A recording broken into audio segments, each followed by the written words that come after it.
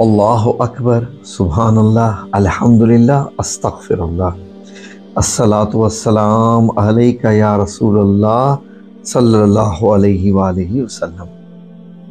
ناظرین، آپ میں سے وہ لوگ جنہوں نے مسجد نبوی الشریف مدینہ منورہ کی زیارت کی ہو، روزہ مبارک پہ حاضری دی ہو، تو آپ لوگوں نے وہاں کچھ نوٹ کیا ہوگا۔ ایسا نوٹ کیا ہوگا کہ شاید آپ لوگوں کو لگا ہو کہ کیا وجہ ہے کہ وہاں بولنا منع ہے، کیا وہاں بات کرنی منع ہے۔ یہ بات آپ کو صرف روزہ مبارک کے سامنے ہی نہیں بلکہ مسجد نبوی میں مکمل طور پر آپ کو محسوس ہوگا کہ جیسے کوئی ضرورت پڑنے پر بھی عربی لوگ خاص کر ایک دوسرے سے بات نہیں کرتے، اگر کرتے بھی ہیں تو اشاروں وغیرہ میں کرتے ہیں، اور روزہ مبارک کے سامنے تو بالکل ہی خاموشی سے گزرنا ہوتا ہے۔ ناظرین، یہ جو ادب کے تقاضے ہیں یہ کہاں سے آئے؟ ناظرین، آپ غور کریں کہ روزہ مبارک کی سنہری جالیوں کے اوپر ایک آیت لکھی ہوئی ہے۔ وہ آیت ایسے ہی نہیں لکھی ہوئی اپنی مرضی سے، اس آیت میں ایک خاص قسم کی جو ہے وہ ہدایت کی گئی ہے۔ کس کی طرف سے کی گئی ہے؟ غور سے سنیے۔ اللہ رب العزت کی طرف سے وہ ہدایت کی گئی ہے۔ کن کے لیے؟ ان تمام لوگوں کے لیے جو نبی کریم صلی اللہ علیہ وآلہ وسلم کی روزہ مبارک پر یہ سمجھ لیجئے کہ حاضری دیں، یا وہاں پر آپس میں بات کریں، یا نبی کریم صلی اللہ علیہ وسلم کا ذکر کریں، یا آپ صلی اللہ علیہ وآلہ وسلم کو پکاریں۔ ناظرین، آیت کا ترجمہ میں آپ کی خدمت میں پیش کرتا ہوں، ذرا سنیے غور سے۔ اس میں اللہ رب العزت مخاطب کر رہے ہیں ایمان والوں کو، ٹھیک ہے جی، یعنی عام لوگوں سے یہ نہیں ہے، کیونکہ یا ایھا الذین، یعنی اے او لوگو آمنو، جو ایمان لائے ہو، یعنی اب یہ خطاب ڈائریکٹ مسلمانوں سے ہے۔ سنیے ناظرین، ہدایت کس کی طرف سے؟ اللہ رب العزت کی طرف سے۔ ہدایت کیا ہے؟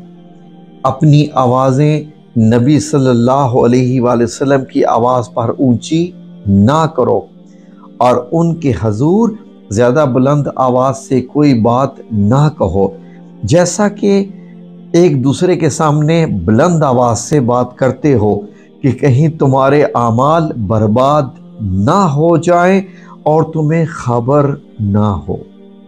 ناظرین، اندازہ کیجئے کہ یہ آیت جب نازل ہوئی تو بہت سارے جلیل القدر صحابہ اکرام ڈر گئے، سارے کے سارے ڈر گئے، اور سب کے لہجے بالکل ایسے تبدیل ہو گئے۔ وہ پہلے ہی نبی کریم صلی اللہ علیہ وسلم کی اپنے ماں باپ سے، ہر ایک سے، دنیا کی ہر چیز سے زیادہ عزت اور محبت کرتے تھے، اور اب تو کیا معاملہ ہو گیا ہوگا، سنیے۔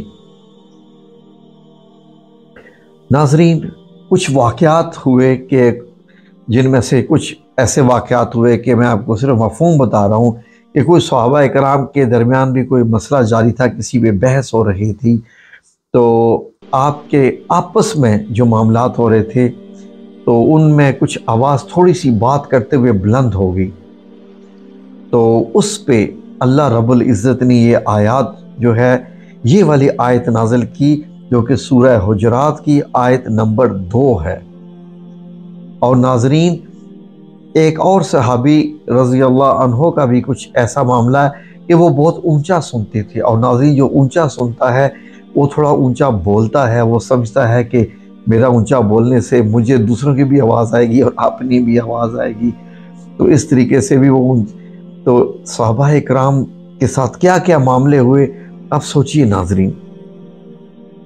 یہی وجہ ہے اس آیت کا سنہری جالیوں کے اوپر لکھا ہونا کہ جب آپ یہاں سے گزریں تو بڑے ہی ادب کے ساتھ، انتہائی خاموشی اور ادب بھی ایسا کہ آپ کے منہ سے آواز نہ نکلے۔ ناظرین، یہ ادب ہمیں اللہ رب العزت سکھا رہا ہے نبی کریم صلی اللہ علیہ وسلم کی شان کے لیے۔ تو کیا شان ہے پھر میرے نبی کریم صلی اللہ علیہ وسلم کی؟ ایک اور آیت میں اللہ رب العزت نے کیا فرمایا کہ اے ایمان والو کہ بے شک اللہ اور اس کے فرشتے بھی آپ صلی اللہ علیہ وسلم پہ سلام بھیجتے ہیں، تو مومنوں تم بھی آپ صلی اللہ علیہ وآلہ وسلم پر سلام بھیجا کرو۔ تو اتنی اونچی شان ہے میرے نبی کی کہ اللہ رب العزت نے ہمیں یہ بتایا۔ تو ناظرین اس سے اندازہ لگائیے کہ ہم لوگ یہاں پر پاکستان کی بات کر رہا ہوں، بعض دفعہ ہم نعت پڑھتے ہیں تو نبی صلی اللہ علیہ وسلم کا نام لیتے ہیں اور اونچی اونچی آوازوں میں چیخ چیخ کے پکارتے ہیں۔ تو اب میں اس کے متعلق کیا کہوں؟ میں یہی کہہ سکتا ہوں کہ جب نبی کریم صلی اللہ علیہ وآلہ وسلم کا نام لیں تو بڑے تحمل کے ساتھ آقا مولا کریم صلی اللہ علیہ وآلہ وسلم نظروں کو جھکا کے، آوازوں کو پست کر کے، کیونکہ اللہ رب العزت نے اس کے بارے میں حکم دیا ہوا ہے ناظرین کہ تمہیں پتہ بھی نہ چلے اور تمہارے اعمال ضائع ہو جائیں۔ یعنی کہ یہاں تک بتا دیا گیا کہ یہ نہ ہو کہ تمہاری آواز نبی کی آواز سے کہیں اونچی ہو گئی تو تمہارے اعمال سب ضائع ہو جائیں گے اور تمہیں خبر بھی نہ ہوگی۔ انسان سوچ رہا ہو کہ میں تو نمازیں پڑھتا ہوں، روزے رکھتا ہوں، زکوٰۃ دیتا ہوں، حج کرتا ہوں، میں کیا کیا کرتا ہوں، لیکن اگر وہ نبی کریم صلی اللہ علیہ وآلہ وسلم کا نام لے اور نام اتنا اونچا ہو جائے، آواز بلند ہو جائے تو کہیں شان میں گستاخی نہ ہو جائے۔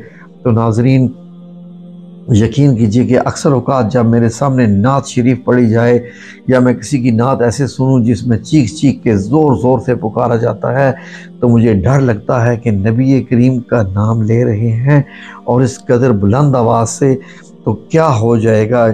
تو اللہ رب العزت ہی ہے ہمیں اس چیز کے بارے میں جو ہے وہ معاف فرما دے۔ یقین کیجئے کہ صحابہ اکرام میں حضرت ابو بکر صدیق رضی اللہ عنہ، حضرت عمر بن خطاب رضی اللہ عنہ، جب یہ آیت نازل ہوئی تو آپ نے نبی کریم صلی اللہ علیہ وسلم سے فرمایا، حضرت ابو بکر صدیق نے، یا رسول اللہ صلی اللہ علیہ وسلم، اللہ تعالیٰ کی قسم آئندہ میں آپ سے سرگوشی کے انداز میں بات کیا کروں گا۔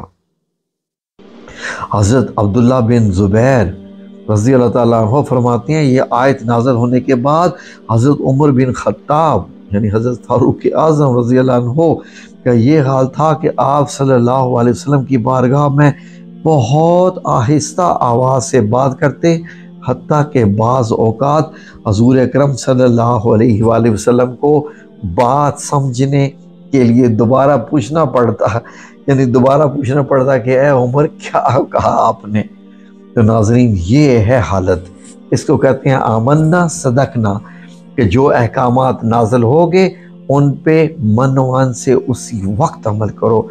تو آئندہ سے جب نبی کریم صلی اللہ علیہ وسلم کا نام لے تو اندازہ لگا لیجئے کہ کتنی آواز کو کتنا رکھنا ہے۔ یہ نہ ہو کہ آپ صلی اللہ علیہ وسلم کا نام اگر ہم بے ادبی سے لے لیں، آواز کو بلند کر دیں، تو یہ نہ ہو کہ ہمارے اعمال ضائع ہو جائیں اور جب ہم اللہ رب العزت کے حضور پیش ہوں تو ہمارے پاس کچھ نہ ہو۔ آیات پر غور کرنے سے پتہ چلے گا، یا ایھا الذین، اے لوگو، آمنو، جو ایمان لائے ہو، لا یعنی مت، ترفع مت بڑھاؤ، اونچا کرو، اصواتکم اپنی آوازوں کو، کم جب لگ جاتا ہے اصواتکم اپنی آوازوں کو، فوق اوپر کس کے؟ صوت النبی، کہ نبی کریم صلی اللہ علیہ وسلم کی آواز سے۔ تو اس سے اندازہ لگا لیجیے ناظرین، سورہ حجرات کی آیت نمبر 2۔ تو میری آپ سب لوگوں سے گزارش ہے کہ جب آپ نبی کریم صلی اللہ علیہ وسلم کا آئندہ جب بھی نام لیں تو ان تمام چیزوں کو اپنے ذہن میں رکھیں کہ ادب، نبی کریم صلی اللہ علیہ وسلم کا نام ادب سے۔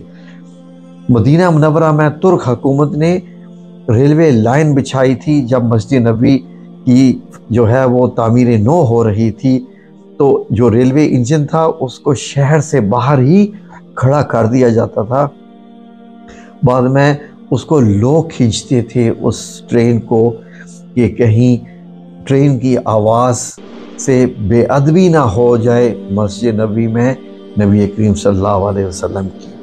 جو اس بات کا بھی دھیان رکھتے ہیں وہ جانتے ہیں کہ نبی کریم صلی اللہ علیہ وسلم کا رتبہ کیا ہے۔ ہمیں نبی کریم صلی اللہ علیہ وسلم کی دل میں محبت اور آپ کا نام لیتے وقت اپنا لہجہ اور اپنی آواز درست رکھنے کی توفیق عطا فرمائے۔ اللہ رب العزت سے دعا ہے، آمین یا رب العالمین برحمتک یا ارحم الراحمین۔